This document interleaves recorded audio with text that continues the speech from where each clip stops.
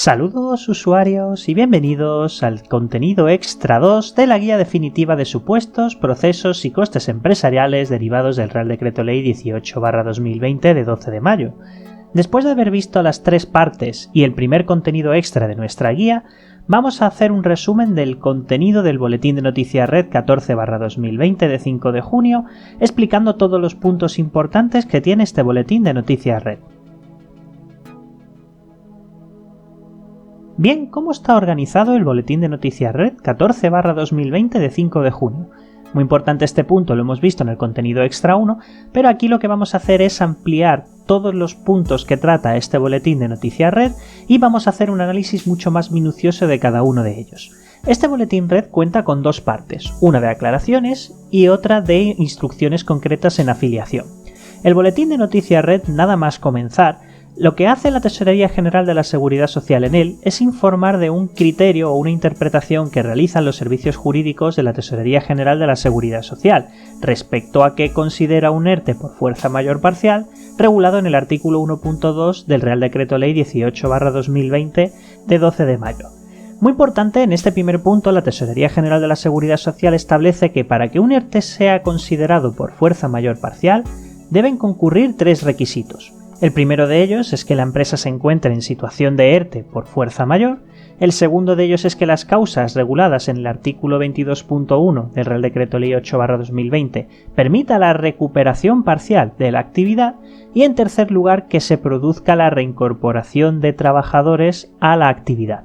Muy importante, al final, pone que corresponde a la empresa valorar, en función de sus circunstancias particulares, en qué momento las causas por las que se le autorizó este ERTE por fuerza mayor permitirá la recuperación parcial de su actividad y, por lo tanto, la recuperación de trabajadores a la actividad.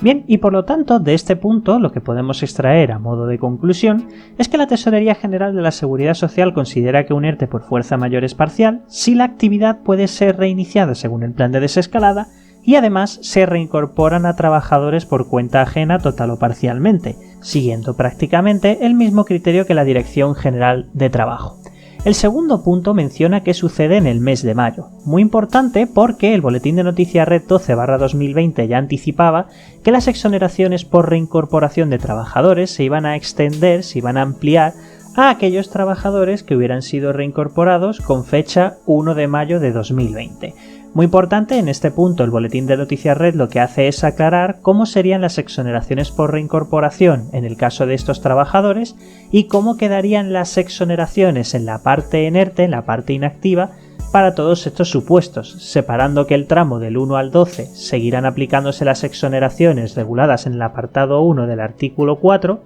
es decir, aquellas exoneraciones que serían del 100% o del 75% de la cuota empresarial según el tamaño de la empresa, si es menos de 50 trabajadores o de 50 o más trabajadores, y que a partir del 13 de mayo en adelante ya entrarían en vigor las nuevas exoneraciones en situación de ERTE.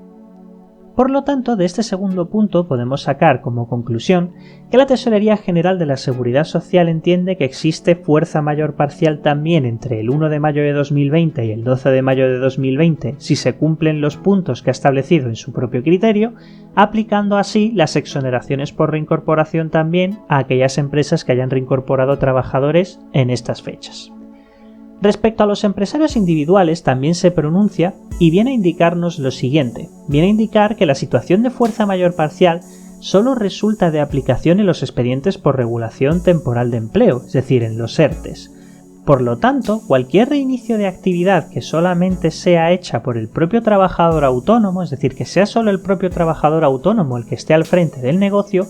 no implica fuerza mayor parcial, porque no se reúnen los requisitos de reincorporar a trabajadores del ERTE. Por lo tanto, a modo de conclusión, aquellas empresas donde solo el empresario autónomo haya reiniciado la actividad, la TGSS no considerará el ERTE por fuerza mayor como parcial. Por otro lado, también hay un punto interesante que habla de la reincorporación de todas las personas trabajadoras. Muy importante y especial atención a este punto porque dice lo siguiente, dice que solo se entenderá por renuncia total aquella comunicada de forma expresa a la autoridad laboral, es decir, el hecho de reincorporar trabajadores del ERTE, de reincorporarlos a todos y de reincorporarlos totalmente,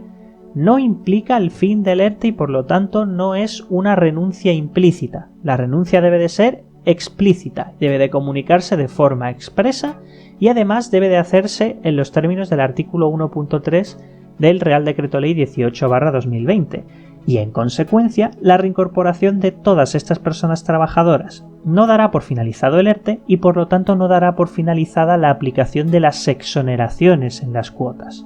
A modo de conclusión, la renuncia total al ERTE debe de manifestarse de forma expresa y el hecho de reincorporar a todos los trabajadores totalmente no implica renuncia total al ERTE y por lo tanto tampoco a sus beneficios, es decir, cualquier empresa que no haya renunciado al ERTE seguirá teniendo derecho a las exoneraciones por reincorporación.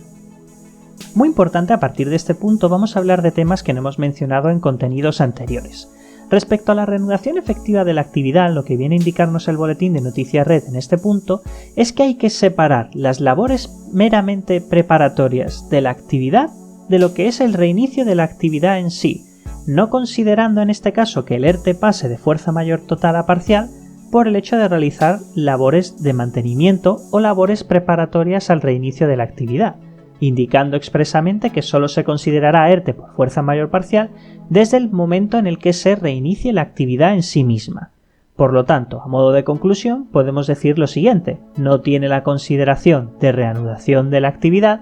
aquellas labores o tareas de preparación previas al reinicio de la actividad en sí misma. Por lo tanto, hasta que no se desempeñe la actividad como tal, no podemos hablar de que haya un paso de ERTE por fuerza mayor total a parcial.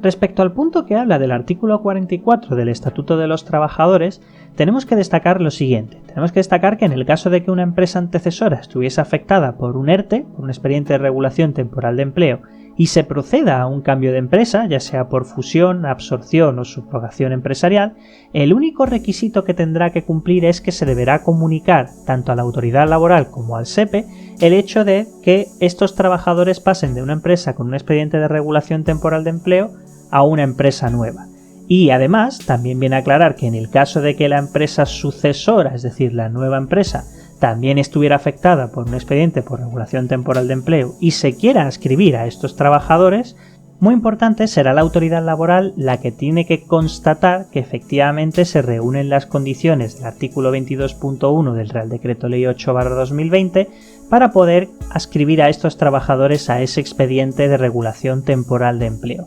Por lo tanto, a modo de conclusión de este sexto punto, es que los trabajadores en ERTE afectados por un cambio de empresa mantendrán las mismas condiciones y deberá ser comunicado a la autoridad laboral y al SEPE, y que en el caso de que la nueva empresa también se encuentre en ERTE y se quiera incluir a estos trabajadores, será la autoridad laboral la que tendrá que constatar que se reúnen los requisitos para ello. Y muy importante, el último punto que vamos a tocar en este análisis de las aclaraciones que hace el Boletín de Noticias Red es respecto a la reincorporación de trabajadores y su posterior suspensión. Lo que viene a decir el Boletín de Noticias Red es que en el caso de que estos trabajadores que inicialmente fueron reincorporados de una situación de expediente de regulación temporal de empleo y que por motivos de la actividad el empresario en este caso requiera que estos trabajadores vuelvan a pasar a situación de inactividad total, lo que vimos como inactividad Y y U, pues estos trabajadores les serán de aplicación las exoneraciones por suspensión, como si volvieran a estar en inactividad V, W o X. Es decir, a modo de conclusión, aquellos trabajadores que fueron reincorporados pero que nuevamente vuelvan a estar en suspensión de contrato o en reducción de jornada, es decir, lo que conocemos como inactividades Y y U, tendrán derecho a las exoneraciones del mismo modo que los trabajadores con inactividad V, W o X. Muy importante, hay un punto que no hemos hecho un análisis, que es el siguiente, que es el de qué pasa con aquellos trabajadores incluidos en un ERTE, a los que no se les reconozca la correspondiente prestación por desempleo. El Boletín de Noticias Red solamente se limita a decir que estos trabajadores estarán en una situación asimilada al alta y que próximamente se informará del procedimiento para indicar estas situaciones de estar asimilado al alta. Estaremos pendientes de estas instrucciones y las analizaremos cuando tengamos más información. Bien, respecto a cómo se debe proceder a nivel de centros de trabajo, según el Boletín de Noticias Red 14/2020, muy importante, el Boletín Red le dedica un apartado bastante extenso a esta gestión, porque es muy relevante para aquellas empresas que tienen varios centros de trabajo en una misma provincia y con el mismo CCC, y lo que viene a decir es lo siguiente. Aquellas empresas con un expediente de regulación temporal de empleo, es decir, un ERTE, que le resulte de aplicación el artículo 22 del Real Decreto Ley 8/2020, puede estar a la vez en situación de fuerza mayor total y parcial en función del análisis que se pueda hacer a nivel de centros de trabajo. Es decir, si una empresa tiene varios centros de trabajo y solamente se reincorpora trabajadores en uno de ellos, el resto de centro de trabajo, lo que considera la TGSS es que estarían en situación de ERTE por fuerza mayor total porque no se han reincorporado trabajadores. Y da una serie de instrucciones que se deben de seguir para que se informe esto correctamente a nivel de centro de trabajo. En primer lugar, informar de la peculiaridad 059 como si estuviéramos en ERTE por fuerza mayor parcial desde el primer día que reincorporamos al primer trabajador. En segundo lugar, lo que se debe hacer es informar a todos aquellos trabajadores de los otros centros de trabajo que siguen aún inactivos una situación adicional de afiliación, la 434. Esta situación adicional de afiliación tiene como función aplicar a todos los trabajadores inactivos como si estuvieran en ERTE por fuerza mayor total, es decir, como si tuvieran a nivel de centro de trabajo, por así decirlo, una peculiaridad 058. Y muy importante, lo que viene a indicar es que una vez en ese centro de trabajo haya finalizado esa causa por fuerza mayor total, esa 058 informada a nivel de trabajador mediante situación adicional 434, lo que hay que hacer es informar la fecha hasta en todos los trabajadores de ese centro de trabajo con fecha del día anterior a la reincorporación del primer trabajador en ese centro de trabajo, dando así por finalizada la situación de ERTE por fuerza mayor total a nivel de ese centro de trabajo y aplicándose desde ese momento en adelante las exoneraciones como si estuviéramos hablando de un centro de trabajo con fuerza mayor parcial. Y como punto final lo que nos vienen a indicar es que esta gestión respecto a la situación adicional de afiliación 434 podrá realizarse a partir del 15 de junio previsiblemente. Bien, esta es la explicación teórica. Vamos a hacer ahora un ejemplo práctico para entender todo esto. Una empresa que tiene 6 trabajadores en 3 centros de trabajo, misma provincia y mismo código de cuenta de cotización. Esta misma empresa aquí tiene estos 3 centros de trabajo. Cada uno de estos centros de trabajo tiene a 2 trabajadores, pero solo el primero de ellos ha reincorporado al primer trabajador. Entonces, siguiendo las instrucciones del boletín red, lo primero que hay que hacer es anotar la causa peculiaridad de cotización 059 a nivel de CCC con fecha del primer día que se reincorpora a este trabajador en el primer centro de trabajo, dejando la fecha hasta en blanco. Básicamente, seguir las instrucciones a la hora de informar una peculiaridad 059 como las que ya hemos visto en nuestros vídeos anteriores. Segundo paso, modificar el tipo de inactividad en el trabajador o trabajadores de ese centro de trabajo que hayan sido reincorporados, es decir, pasarles de la inactividad de la VWX a la R o a la S. Muy importante, a efectos de centro de trabajo, ese centro de trabajo a los trabajadores se les aplicarán las exoneraciones correspondientes a un ERTE por fuerza mayor parcial, porque en este caso es el único centro de trabajo al que se le han reincorporado trabajadores. Y muy importante, se le deberá modificar el tipo de inactividad como hemos explicado, pasando a aquellos trabajadores de la VWX a la R o a la S porque han sido reincorporados. Y aquí viene lo nuevo. A partir de aquí lo que hay que hacer es informar a todos los trabajadores de los centros de trabajo que aún siguen inactivos esa situación adicional de afiliación 434, con fecha desde el mismo día que se informó la fecha desde en la peculiaridad 059, es decir, con fecha del primer día que se reincorporó al primer trabajador en el primer centro de trabajo. ¿Por qué? Porque así lo que conseguimos es que todos esos trabajadores que aún siguen inactivos en sus respectivos centros de trabajo sigan manteniendo la consideración de ERTE por fuerza mayor total desde el primer día que la empresa pasa a ERTE por fuerza mayor parcial en los centros de trabajo donde se han reincorporado trabajadores. Y muy importante, una vez se hayan reincorporado trabajadores de los centros de trabajo inactivos, es decir, de estos 2 centros de trabajo, vamos a poner por ejemplo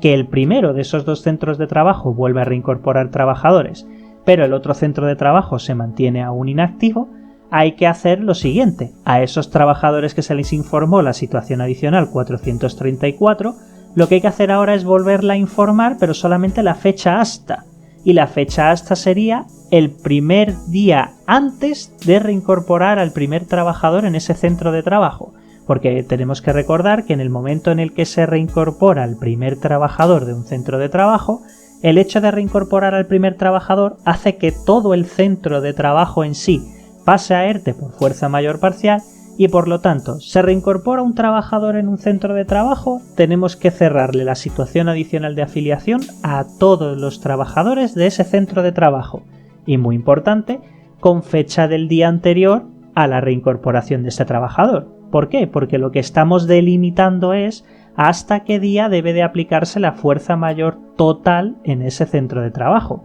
¿Y cuándo sería ese día? El día antes de reiniciar la actividad. Por lo tanto, muy importante este hecho, cerrar situación adicional de afiliación 434 con fecha del día anterior al reinicio de la actividad en ese centro de trabajo. Y muy importante modificar el tipo de inactividad a los trabajadores reincorporados pasándoles de la VWX a la ROS, dejando en este caso sin necesidad de hacer absolutamente nada al último centro de trabajo, porque recordemos, si en ese centro de trabajo en su conjunto no se ha reincorporado a nadie, no hay que hacer nada, no hay que cerrar esa situación adicional hasta que se reincorpora el primer trabajador de ese centro de trabajo. Y recordamos, muy importante, que será previsiblemente el 15 de junio de 2020 cuando se puedan realizar estas gestiones en el sistema red.